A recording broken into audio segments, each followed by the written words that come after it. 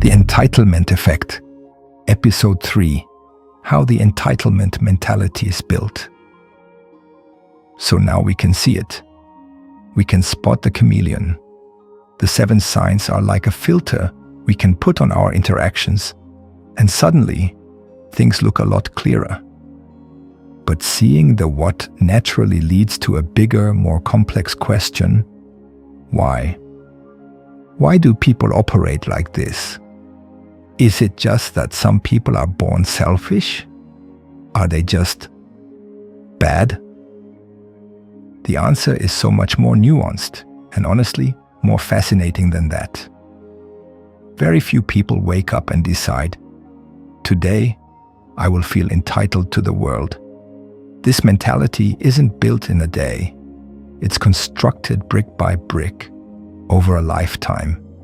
It's a coping mechanism, a worldview, a suit of armor that someone puts on to navigate the world. And understanding how it's built is perhaps the most liberating step you can take, because it takes this thing that feels like a personal attack on you and reveals it for what it really is, a reflection of their internal world. So let's put on our curiosity hats and dive into the origin story. Often, it starts in the garden of childhood, and interestingly, it can grow from 2 seemingly opposite types of soil. The first soil is overindulgence. Now, I'm not talking about love. You cannot spoil a child with too much love, with too much warmth, with too much connection. A child's cup for love is bottomless. Fill it up. But you can spoil a child with a lack of limits. When every desire is met instantly, when every no is negotiated into a yes, when they are never expected to be accountable, to wait, or to contribute, a subtle message is sent. The message is, your wants are commands. The world exists to serve you.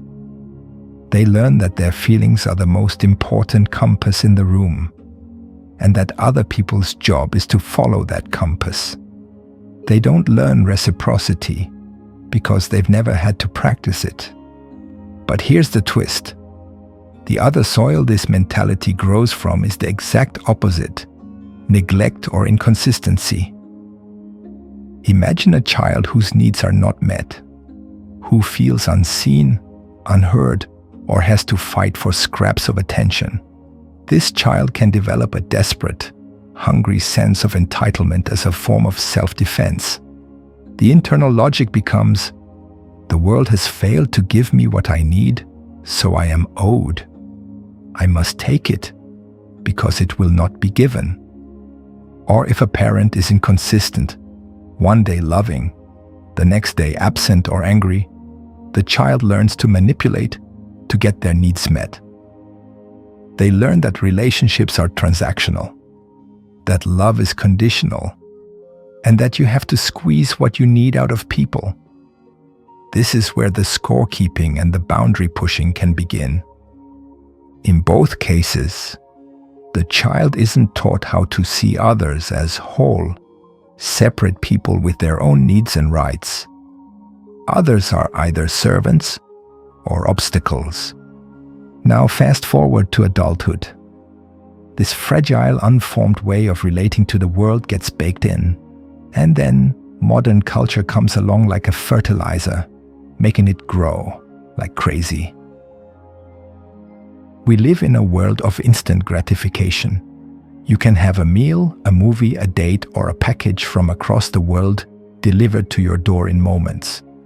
You can curate a social media feed that only shows you what you want to see, that constantly validates your opinions. Algorithms feed our biases. This culture doesn't teach patience. It doesn't teach gratitude for the process. It teaches us that we should have what we want when we want it. For a mentality already primed for entitlement, this is jet fuel. Then there's the hustle porn culture. The idea that if you're not grinding 24/7, you're failing. This can morph into a belief that because they work so hard, they are owed success, admiration, and the right to dismiss anyone not working as hard as they perceive themselves to be. It's the victor side of the victim-victor vortex, armed with a latte and a productivity app. But underneath all of this, the childhood wounds, the cultural noise, there is almost always one core thing, an incredibly fragile ego. This entitlement, this armor, is often protecting a very deep, very hidden sense of insecurity and shame. The constant need to be first, to be right, to have the spotlight, to never be accountable. It's all a desperate attempt to prove to themselves and to the world that they matter, that they are important. Because if they truly had to sit with themselves in the quiet, without their achievements, without their demands being met, without their story of being wronged, who would they be? That thought is terrifying. So the armor has to stay on, tighter and tighter. Now, let's bring this back to you. Why does this matter? Because this understanding is the key that unlocks two crucial doors. The first door is compassion. When you see the entitled person not as a powerful giant, but as a scared, wounded child in a suit of armor, it changes the energy. You stop taking the behavior so personally. Their demand for your time isn't about you. It's about their bottomless need for validation. Their criticism of you isn't about your flaws.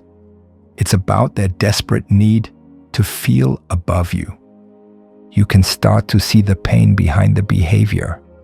And that doesn't mean you have to tolerate the behavior, but it does drain the anger and confusion out of it. It becomes a predictable pattern, not a personal mystery. Which leads to the second and more important door, empowerment. When you understand that this is their wound, their armor, their fragile ego, you realize something profound. You are not their therapist. You are not their savior. You are not their source. Your job is not to fix their childhood wounds or break through their armor. Your only job is to stop letting their armor dent your peace. Their behavior is not a command for you to obey. It's a signal for you to respond to. And now that you understand where the signal is coming from, you can choose your response from a place of calm clarity, not from a place of reactive frustration. You can stop asking, "Why are they doing this to me?" and start asking, "How do I choose to protect myself from this pattern?" Understanding the why depersonalizes the attack. It takes the poison out of the sting. It allows you to move from being a hurt participant in their drama to a calm observer who holds the power to change the channel. In our next episode, we're going to flip the script entirely. We're going to look in the mirror and ask a brave question: why me? Why do I seem to attract this dynamic? The answer might surprise you, and it's the final piece of understanding before we build our fortress of boundaries. Until then, I want you to practice seeing the armor. When you encounter that behavior, in that person you've been thinking about, just silently note to yourself, "Ah, there's the armor. That's their stuff, not mine." See how that tiny shift feels? It's a superpower. Thank you for your courage in looking at this with such openness. This isn't easy work, but it is so worth it. I'll see you in the next one.